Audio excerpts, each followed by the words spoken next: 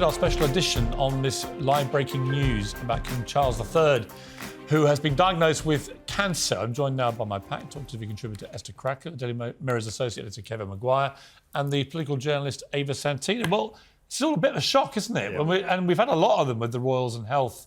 We lost Prince Philip, we lost the Queen, and then 2 weeks ago we suddenly woke up and in the space of 2 hours we had Charles in hospital, Kate, Princess of Wales in hospital, and now this massive escalation in the King's health. Kevin, I know you're not a monarchist, but for the country, this is a bit of a seismic blow. Oh, it is, and look, and I wish him a full and speedy recovery. He's more fortunate than the 2 in 5 people who don't get their cancer treatment to start with in the 2 months they're supposed to on the NHS. But you're right, because look, he's just become king. It was only May, 8 months ago, he had the coronation. And I admire and respect the openness in saying he has a form of cancer, but of course the questions will come. Which cancer is it? What is the stage? How will the treatment proceed? Because these are all questions. When Interesting he has a constitutional the Fox role. News doctor, Dr. Mark Siegel, theorising that because he's not being treated in hospital as an inpatient, he was quite encouraged by that. And he felt that lent more to potentially something like bladder cancer, which is very treatable, apparently, in this kind of situation. You know, we don't know, but he thought the fact he wasn't being kept in was a good sign. I've known friends who've not been treated in hospital and they've died from cancer. And then, because of the, well, I think the course of treatment. If you get cancer at 75, whatever it is, it's not good.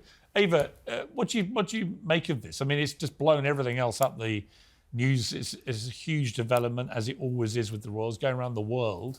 What do you think? I mean, it's very sad that a man has got cancer, but let's just remember he is but a man. He is not, any more special just well, he is the king. Yeah, but, I think... That does make him quite special. He's a celebrity, and it's always very sad when celebrities are unwell, and I completely appreciate that.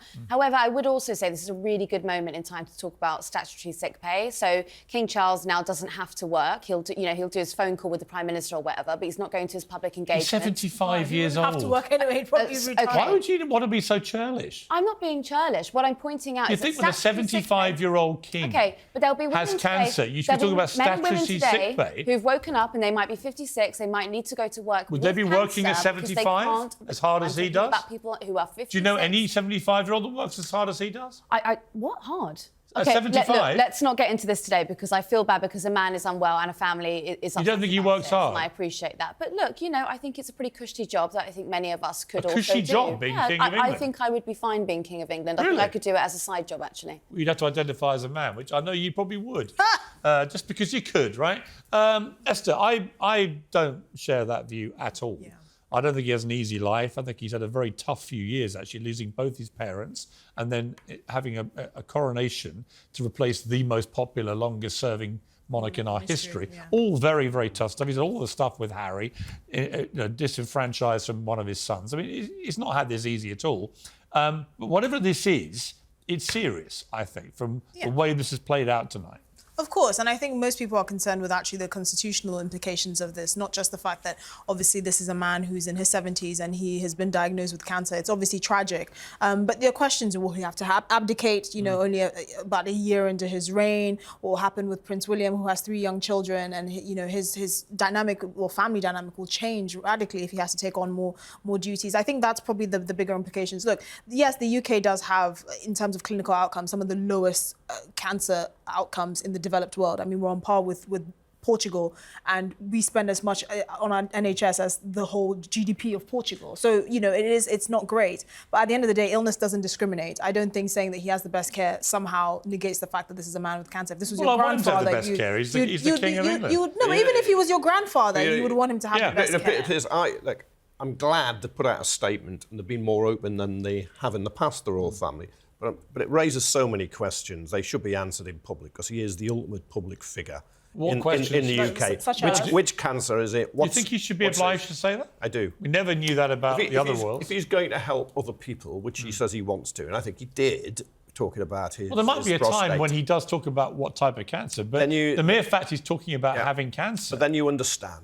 Well, he's not Joe Public. But also think about it this way: what if he needs time to process this? I mean, we're talking about this breaking news. I think we so quickly forget that human beings. I've been guilty of it myself. I actually really feel for Camilla tonight. This is the great love of her life, and he is fighting a battle for his life. Yep. And she's got to go out and still be the Queen, still going to perform all her functional duties, apparently. He can't do his, but she'll have to do hers, whilst every night going back to the reality that her husband is facing this huge battle. You're absolutely right. I've been fortunate. I've never been diagnosed with cancer, but again, friends, family who are say everything stops. Everything stops. Everything stops when you just hear. Everything I'm stops. I'm it's sorry. a huge moment you have for all cancer. of them. And you got William the same with his wife. We don't know what happened with Kate, but it must have been serious. She's For 2 weeks. off for months. Let's just pivot slightly because we were going to run tonight my interview with the Prime Minister Rishi Sunak, which I did over the weekend. It's actually been running on our YouTube channel, the Piers Morgan Uncensored YouTube channel. You can see it all there now, unedited. A lot of people watching it at the moment. And we're going to run it at 11 o'clock tonight on Talk TV. It would have aired in this slot if it hadn't been for the big breaking news, obviously. But I'll play one clip that's really blown up today on social media and get the PAC's reaction. I can just imagine what the reaction will be from at least two of them. But let's take a look.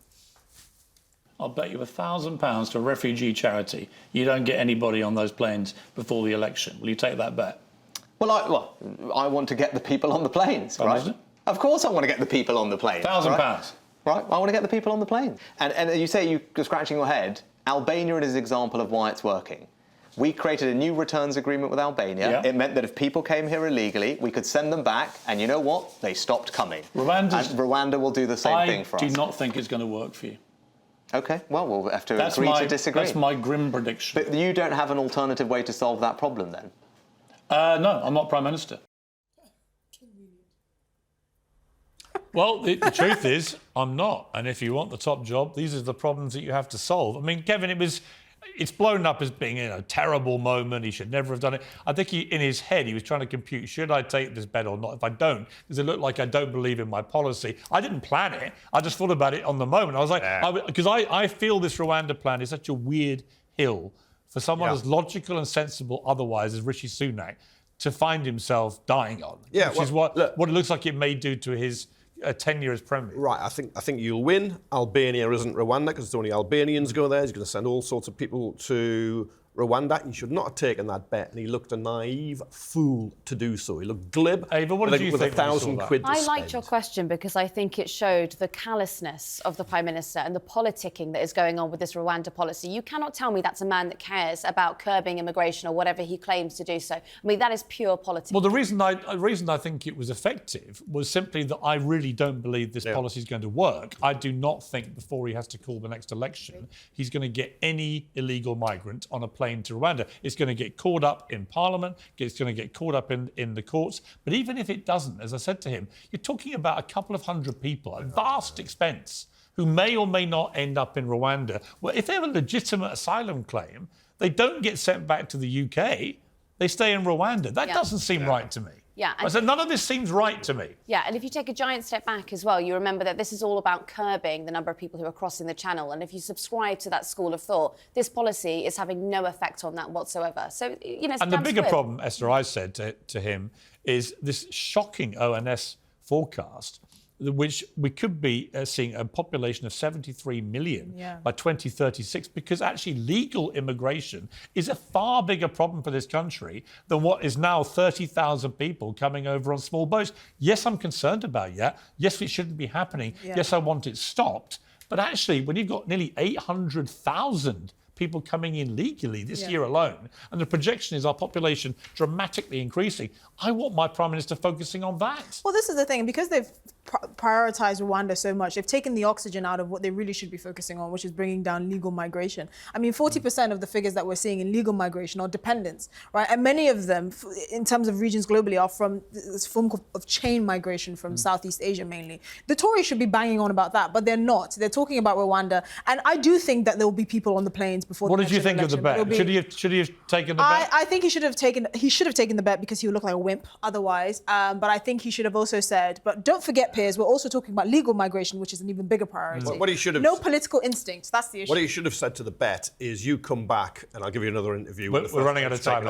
We'll come back again later in the week to this. And you can watch the whole Rishi Sunak interview on our YouTube channel now, and it will air on Talk TV at 11 o'clock. Well, that's it from us on Piers Morgan, A Sense of Night, a show we didn't expect to do, a show I'm sad to have been doing. I wish King Charles III and his family all the very best as he fights cancer. And we just hope, as they say, long live the King. And I hope it all goes well for him.